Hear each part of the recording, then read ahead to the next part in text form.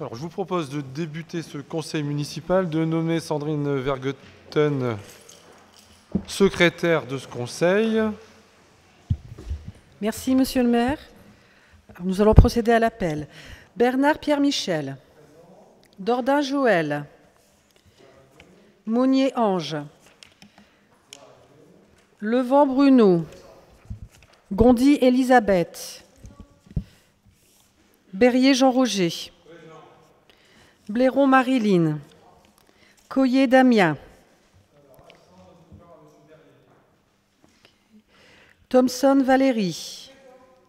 Vincent Alain. Ledieu Francis. Broquet Nathalie.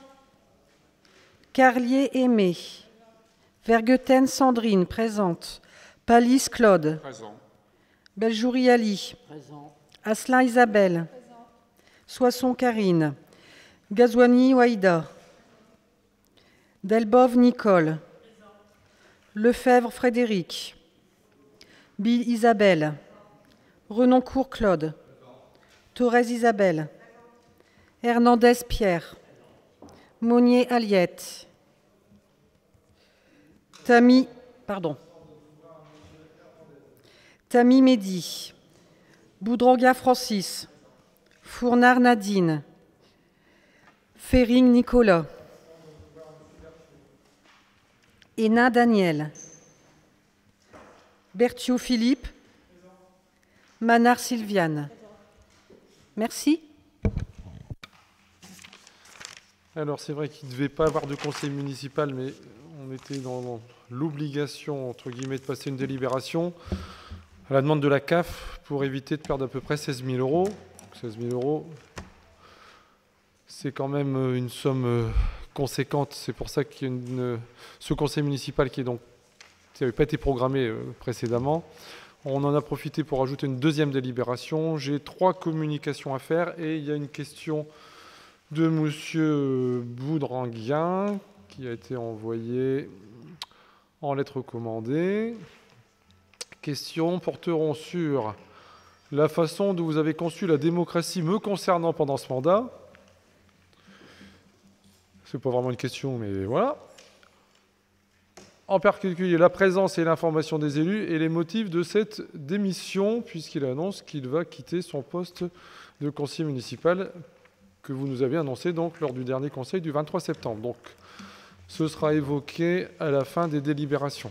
Donc, en communication, je voulais revenir tout d'abord sur un événement qui s'est passé ce week-end, dans la nuit de samedi à dimanche, où un de nos sapeurs-pompiers volontaires a été agressé lorsqu'il se rendait à la caserne suite à un appel nocturne. Bien évidemment, je condamne fermement cette agression. C'est pour ça que j'ai reçu aujourd'hui une grosse délégation de sapeurs-pompiers pour leur apporter notre soutien. Il y aura donc dans les jours qui viennent une sensibilisation. Je vais contacter les différents collègues parce que ça devient complètement inacceptable, ce genre d'agression. Les pompiers sont là pour aider la population. C'est ce que je leur dis à chaque fois lorsque je vais lors des différentes manifestations. Les JSP, c'est vraiment quelque chose de formidable. Les parents ont de quoi être fiers de leurs enfants parce que c'est vraiment une mission extraordinaire. Et puis certains abrutis. Je ne vais pas être trop grossier parce que c'est vrai que ce genre de choses m'exaspère. D'abrutis se permettent d'agresser un sapeur-pompier qui soit en fonction ou lors de son déplacement, puisque là il se rendait à la caserne suite à un appel nocturne pour des renforts. Et il tombe sur un connard qui décide, malgré sa tenue et qui lui explique un peu la problématique, décide de l'agresser. Donc je ne vais pas rentrer plus en détail. Je voulais surtout expliquer aux différents élus, puisque ceux qui n'ont pas la presse ou qui ne lisent pas la presse ne sont pas obligatoirement au courant, qu'il y aura un soutien ferme, bien évidemment, de ma part aux différents sapeurs-pompiers et à celui qui a été, bien évidemment, agressé. Je souhaite bien, alors je l'ai contacté, il est venu, je l'ai rencontré, un prompt rétablissement. Je le connais, bien évidemment, depuis quelques temps. J'espère qu'il n'y aura pas de séquelles, ce qui n'est pas sûr. Et je rappelle, c'est un sapeur-pompier volontaire, il y a donc une profession. Et s'il ne récupère pas complètement, ça pourrait quand même être très préjudiciable. La personne qui l'a agressé a été arrêtée.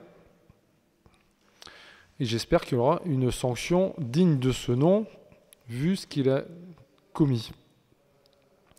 Il y aura donc une communication qui sera mise sur le perron de l'hôtel de ville pendant un certain temps pour essayer de sensibiliser notre population. C'est les agressions, que ce soit pour ceux qui portent certaines autorités, les policiers ou les élus, et je trouve que c'est encore pire, les sapeurs-pompiers, parce qu'ils sont vraiment là pour venir nous aider. C'est inacceptable, il faut qu'on arrive à sensibiliser, à se rendre compte que quand il se passe quelque chose, il faut qu'au moins qu'on ne laisse pas faire, qu'on appelle des renforts, qu'on essaie de bouger un petit peu, parce que moi ça m'est arrivé il y a 1 an et demi, 2 ans, je ne peux pas aller porter plainte, je me suis dit ça ne servira à rien. Je me suis fait agresser devant le parc Poitieux, 2 personnes étaient assises devant leur porte. Je peux vous dire qu'il n'y en a pas un seul qui a bougé pour venir m'aider. Donc ce genre de choses peut arriver, mais c'est de plus en plus, on se fait agresser, mais bon, tant que c'est pas moi, je bouge pas, j'appelle personne, et puis je rentre ou je regarde comme si je regardais ailleurs. Donc il va falloir qu'on sensibilise un petit peu tout le monde pour qu'on arrête ce genre de choses qui se passent sur la totalité de l'Hexagone, malheureusement. Et c'est comme un accident, ça n'arrive pas qu'aux autres, ça peut arriver aussi sur notre territoire. Alors la personne qui a été interpellée n'est pas dans un. Je précise parce que bien évidemment sur les réseaux sociaux, on va encore voir et lire tout et n'importe quoi. Donc voilà, je voulais vraiment faire un point important sur ce sujet en sachant que j'ai une délégation et que juste après le conseil municipal, je reçois les différents syndicats qui sont présents pour évoquer un petit peu cette problématique-là et voir comment on peut sensibiliser les différents élus, pas que locaux, mais qu'il y ait vraiment une prise de conscience qu'il faut arriver à faire bouger les choses. Après ce sujet compliqué, je voulais aussi évoquer qu'il y aura une réunion le 4 novembre en mairie d'Anzin. Cette réunion est organisée avec mon aval par Fabien Roussel, notre député, pour évoquer un petit peu les fermetures annoncées ou prévues de trésorerie sur notamment notre agglomération. Il y aura donc une réunion pour l'arrondissement. La totalité des maires sont invités à cette réunion du 4 novembre, ici donc au niveau du salon d'honneur, pour évoquer ce sujet et également évoquer une réorganisation donc, du réseau des finances publiques, parce que non seulement il y a une grosse menace de suppression de trésorerie, mais il y a également un risque d'un transfert de charges vers les communes, l'étant confiant donc de nouvelles missions actuellement assurées par ces agents du Trésor public. Donc, je vous proposerai lors du prochain conseil municipal du 9 décembre une motion spécifique sur ce sujet. Et la troisième communication, qui est une communication, je vais dire là, favorable, puisqu'il y aura une cérémonie officielle le 25 novembre à Ville, mais que c'est passé au niveau du site internet du label Ville Village Fleuri. Donc nous avons obtenu la 3e fleur, qui ne correspond pas uniquement au fait de mettre des fleurs par-ci par-là. Le label a fortement évolué. Ça correspond à un travail qui est fait en profondeur avec notamment les habitants, avec les enfants, les adultes, tout ce qui est mis en place pour le développement durable, pour la qualité environnementale. Et je tenais donc à féliciter les différents élus qui ont porté ce sujet, puisque c'est très transversal, et puis surtout les équipes. On a eu la 2e fleur lors du précédent mandat, et ce mandat-ci, la 3e fleur.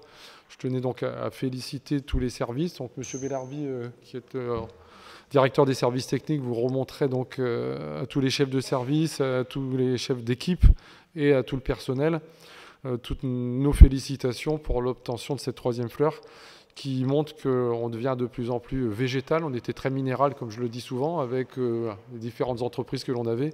Et c'est vrai que l'obtention de cette 3e fleur est un objectif qui était presque inaccessible il y a même 10 ans.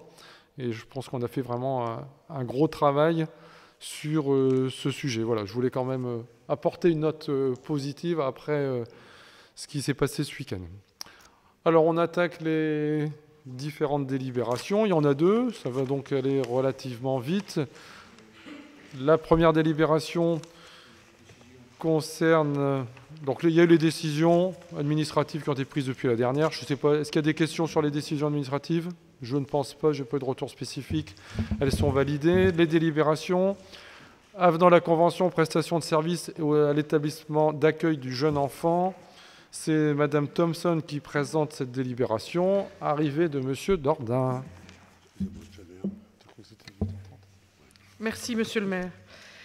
Comme vous le savez, la ville d'Anzin contractualise avec la CAF une convention d'objectifs et de financement, ça de 2016 à 2019, et ça nous permet de mettre en place des actions en faveur des enfants et de leurs familles. Cette contractualisation au sein du service petite enfance concerne le multi-accueil Les Petits Pousses, la petite halte qui est à l'île aux enfants, et elle s'applique sur les tarifs annoncés lors de la délibération du 17 décembre 2018. En effet, il est à ce jour demandé par la CNAF d'abroger ces tarifs et d'approuver les nouveaux, et ce, à compter du 1er septembre 2019. En effet, la branche famille poursuit une ambition volontariste en faveur de l'accès réel de tous les jeunes enfants au mode d'accueil par la mise en œuvre de la PSU, prestation de service unique, qui prévoit une tarification des familles dépendantes de leurs ressources et du nombre d'enfants à charge. La Caisse d'objectifs et de gestion de la CNAF 2018-2022 souhaite renforcer ces différents objectifs, rééquilibrer l'effort des familles recourant à un EAJE, c'est-à-dire un accueil jeune enfant, accroître la contribution des familles afin de tenir compte de l'amélioration du service rendu.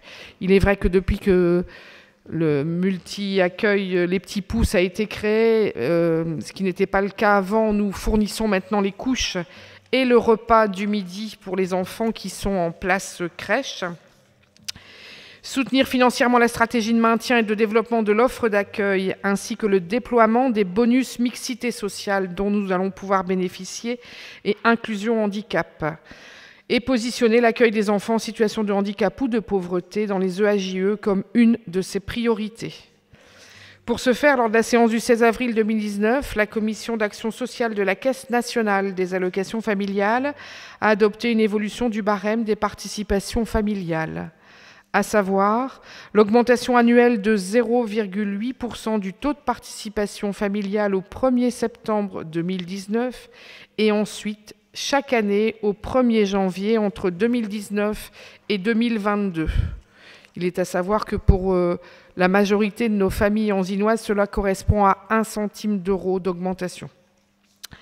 La majoration progressive du plafond de ressources pour atteindre 6 000 € en 2022 et l'alignement du barème micro-crèche à celui de l'accueil collectif. Donc vous avez les tableaux qui récapitulent les augmentations du 1er septembre 2019 jusqu'au 1er janvier 2021. Cette augmentation qui ne bénéficiera pas aux gestionnaires donnera plus de moyens à la CAF pour créer de nouvelles places en crèche là où il en manque et répondre aussi aux besoins des familles. Il est prévu de créer 30 000 nouvelles places en crèche en France entre 2018 et 2022. C'est sur ces bases qu'il est proposé au conseil municipal d'approuver cet avenant et d'autoriser monsieur le maire à signer tous les documents relatifs à cet avenant à la convention prestation de service unique sur la période du 1er septembre 2019 au 31 décembre 2019. Merci Madame Thompson. Y a-t-il des questions? Il n'y a pas de questions. On passe au vote. Qui vote contre? Abstention. Voté à l'unanimité. La deuxième délibération concerne la requalification du quartier Carpeaux. C'est un avenant à la convention foncière et d'aménagement pour le programme de lotissement Habitat du Nord. Monsieur Berrier. Merci, Monsieur le maire. Chers collègues, je vous rappelle que nous avons vu cette délibération le 11 mars 2019. Elle va permettre d'apporter une précision au notaire qui est en train de rédiger l'acte relatif à cette convention. Donc elle a aussi le mérite de vous rappeler toute la procédure qui a été mise en place par rapport à la convention foncière qui avait été faite dans le cadre de l'ANRU du 8 février 2008 avec l'ensemble des partenaires. À cette époque-là, la foncière était chargée pour toute la France d'aménager des parcelles sur les terrains en rue. Bon, elle a décliné l'offre au niveau national et nous avons cherché un autre promoteur, l'autre promoteur qui était Créer Promotion. Il devait construire 64 logements.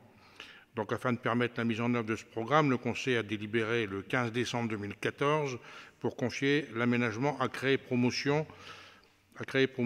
Donc, il devait réaliser 64 logements. La première phase a permis de construire la commercialisation de 6 logements qui devaient servir de logements témoins pour la commercialisation du reste de la parcelle. Créer Promotion n'a pas rencontré le succès qu'il espérait pour la vente de toutes ces parcelles. Il a donc mis un terme prématuré à cette convention.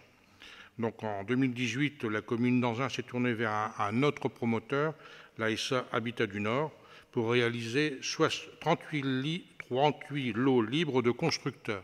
Je vous rappelle que ça a été l'occasion aussi de redessiner complètement le lotissement pour avoir des parcelles un petit peu plus grandes et un peu mieux adaptées à la demande aujourd'hui des gens qui cherchent à devenir propriétaires de leur logement.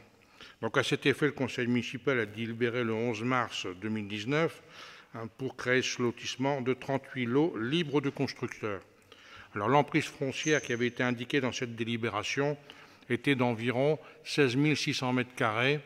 Et le notaire nous demande de le mettre avec beaucoup plus de précision, puisque c'était une enveloppe globale, alors avec des comptes de voirie, pas des comptes de voirie, enfin qu'importe. Donc le ténement total de cette parcelle est de 23 450 m². Donc on a décidé de vendre l'intégralité de ce ténement à Habitat du Nord pour un montant de 30 000 €. Les 30 000 € représentaient l'engagement financier qui avait été fait avec Créer et Promotion par la construction de murs techniques pour pouvoir faciliter l'accession à la propriété des gens qui étaient intéressés. Donc la mise en œuvre du permis d'aménager, je ne vous rappellerai pas le numéro, délivré en date du 16 juin 2009 à SA Habitat, cette emprise foncière est constituée des parcelles AM 671, 676, 877, 881, 885, 887, 889, 1079, 1080, 1084, 1085 et 1098 pour une surface cadastrée de 22 280 m². Donc cette surface est amenée à être précisée et notifiée marginalement dans le cadre d'une mission de bornage. À l'issue de l'année du parfait achèvement, la commune reprendra dans le domaine public les trottoirs, l'éclairage, les voiries et les espaces verts, tel qu'on le fait d'habitude. Donc il y a un plan de rétrosection qui a été annexé au permis de construire. Donc sur ces bases, je vous propose d'autoriser Monsieur le maire à signer tous les documents pouvant se rapporter à cette affaire. Merci. Y a-t-il des questions? Pas de questions, on passe au vote. Qui vote contre? Abstention. Voté à l'unanimité. Avant d'évoquer la question de Monsieur Boudranguin, je tiens à présenter donc le nouveau responsable, le directeur des services à la population. Donc c'est la personne qui remplace Monsieur Guénaël Vandeville. Donc c'est Monsieur Jean-François Dupas. Monsieur Dupas, voilà. Donc Monsieur Dupas est arrivé depuis le 14 octobre. Et il nous vient de la ville de Valenciennes, où il était responsable du service des sports depuis de nombreuses années. Mais il connaissait déjà bien le territoire, puisqu'il n'est pas anzinois, mais presque. Il habite avenue d'Ampierre. Donc voilà, bienvenue à Anzin. Et c'est vrai qu'il y a quand même pas mal d'éléments en cours. Je pense notamment aux cités éducatives qui nous occupent beaucoup, les techniciens et les élus référents, sur ce fameux label cité éducative avec des décisions importantes à prendre dans des délais très courts, des actions à proposer. Donc voilà, en tout cas, merci d'avoir accepté de venir sur la ville d'Anzin pour amener, si je puis dire, votre savoir-faire et votre compétence. Et je sais pouvoir compter sur votre qualité de travail. Et je vous remercie donc d'avoir retrouvé sur site des acteurs que vous connaissez depuis de nombreuses années. Et j'espère, en tout cas, tout se passe bien depuis 15 jours. Et je pense qu'il y aura donc une grosse transversalité qui pourra se mettre avec les différents chefs de service. Voilà. Alors, on aborde la question de M. Boudranguin. Donc, M. Boudranguin demande d'intervenir concernant la démocratie le concernant pendant ce mandat, en particulier la présence, l'information des élus et le motif de cette démission. Je rappelle bien sûr à M. Boudranguin que le droit d'expression des conseillers s'exerce sous le contrôle du maire durant le conseil municipal. Le conseil municipal n'ayant pas duré 3 heures, vous n'allez pas avoir une demi-heure de temps libre devant vous d'expression. Donc je vais vous laisser 3 à 4 minutes pour expliquer un petit peu ce que vous avez à dire. Et puis nous interviendrons bien évidemment en fonction de votre intervention. Voilà, M. Boudranguin, vous avez respecté cette fois-ci le règlement intérieur pour pouvoir vous exprimer. Vous avez donc le droit de vous exprimer. Oui, merci, Monsieur le maire. Monsieur le maire, chers collègues, membre du conseil municipal d'Anzin depuis le 30 mars 2014, après un mandat de 2001 à 2008, je suis domicilié dans le Morbihan depuis quelques années. Grâce à des manœuvres qui m'ont forcé à vendre la propriété familiale, ancienne résidence de mes grands-parents, 4 cours de la Fosse à rue Jean Jaurès. Sans l'avoir visité, l'exécutif avait inclus mon domicile dans un soi-disant périmètre d'insalubrité et manipulé les délibérations concernant le site cours de la Fosse, cours du Terne. Monsieur Vaudranguin, attendez. Non, mais je tenais simplement à vous dire que, attention, vous êtes filmé. Là, les propos que vous tenez sont diffamatoires. Je tiens donc à préciser qu'il y aura une plainte. Je tiens simplement à dire qu'une plainte, je le dis tout de suite, oui. Quand vous dites qu'on a manipulé les délibérations, vous allez avoir une plainte pour diffamation qui va être qui va être portée au commissariat de police rapidement. Tout est enregistré. Nous avons donc la preuve que vous venez de tenir des propos que vous ne pourrez pas montrer puisqu'il n'y a eu aucune manipulation. J'ai tout le déroulé qui s'est passé, validé par le chef de service du logement, qui est M. Socha, avec toutes les délibérations en lien avec ce périmètre cours du Terne, fosse de la Cave. Donc je vous dis tout de suite que si vous continuez dans ces termes-là, ça ne va pas tellement bien se passer pour vous. Vous tenez des allégations qui sont complètement fausses. On vous l'a déjà expliqué 36 fois. Vous n'avez jamais rien compris à la procédure. Ce n'est pas de ma faute si vous ne comprenez pas le français. Mais il y a quand même une problème. Vous n'avez pas le droit de dire n'importe quoi en conseil municipal. Donc je tiens à vous préciser que si vous continuez, que ça va vraiment mal se terminer pour vous, vous ne pouvez pas dire n'importe quoi. D'accord? Ça y est, c'est bon? Vous êtes procédurier, je sais. Sûrement moins que vous, monsieur Vaudranguin. Qui est-ce qui a été, après les élections 2014, mettre en cause les résultats? Vous avez porté au tribunal administratif un recours, où bien sûr vous avez été débouté, parce que bien évidemment il n'y avait rien dans votre dossier. Alors pour parler de gens qui sont procéduriers, je pense que vous êtes vraiment le plus mal placé ici pour évoquer ce sujet. Vous avez été débouté pour autre chose. Je peux continuer, monsieur le maire? Vous continuez dans des informations, mais c'est votre style. On peut y aller? Oui, bon. Ah bah le temps tourne, ben vous m'avez coupé là, attendez. Mais c'est pas possible ça. En fait, vous m'avez rendu un grand service, monsieur le maire, en laissant l'établissement public foncier, l'EPF, régler notre cas à votre place. Encore diffamation, ça? Quant à la salubrité, vous avez complètement oublié mon action et mes passages à France 2 en 2001. C'est Bibi qui avait montré à la France entière le scandale du site Chicago et ses dérives insécuritaires. 2 ans après, Chicago était démoli. Ah bah vous, c'est la première fois qu'on entend votre voix. De même, en 2006, toujours sur France 2, lors du feuilleton Attendez, monsieur Vaudranguin, je rappelle que le sujet doit être en lien avec la question que vous m'avez posée. Mais je fais la différence entre les deux. On va remonter à 40 ans dans le temps qu'on y est. Non mais attendez. Je fais la différence entre les deux mandats, monsieur le maire. Vous devez évoquer votre mandat de 2014 à 2020. Vous êtes hors sujet. Si vous continuez, vous n'aurez plus la parole. D'accord ? Votre question porte sur le mandat 2014-2020. Pour l'instant, sur ce sujet, vous n'avez rien abordé. Rien. C'est du néant. Donc, soit vous revenez sur la question évoquée que vous avez voulu porter au conseil municipal, soit on arrête là votre intervention. Mais c'est pas possible, donc, ça. Reprenez le droit chemin de votre question, sinon on est complètement hors sujet. Je quitte normalement le conseil municipal. Je voulais vous faire voir les deux conseils municipaux, la différence entre les deux conseils municipaux, avec vous et avec Géry Duval. Je voulais montrer ça. Il y avait justement Joël Dordain qui pouvait me répondre. Vous ne me laissez pas finir. Et vous avez fait que ça pendant 6 ans. Je peux y aller ou pas, monsieur Dordain? Non, moi, ça ne me gêne pas. Hein. Ah, bon, ben, donc, monsieur le maire, arrêtez de me laisser. Laissez-moi tranquille. On ne va pas faire un pugilat, ce n'est pas le moment. Je dis simplement que, monsieur Vaudranguin, on ne va pas remonter. Votre question, je l'ai devant les yeux. Mandat 2014-2020. Soit vous ne savez pas formuler vos questions, eh ben, il faut la refaire. Votre question, elle est mandat 2014-2020. Vous restez sur ce mandat 2014-2020. Voilà, vous respectez la question que vous avez formulée. Votre premier adjoint est d'accord. Donc, je continue ou pas? Monsieur Dordain, vous allez pouvoir me répondre comme ça? Sans problème, monsieur Boudraguin. Il vous reste 1 minute. Bah oui, bah voilà, bah vous m'avez coupé, alors c'est facile. Hein. La démocratie avec vous, hein, je vous le dis. Hein.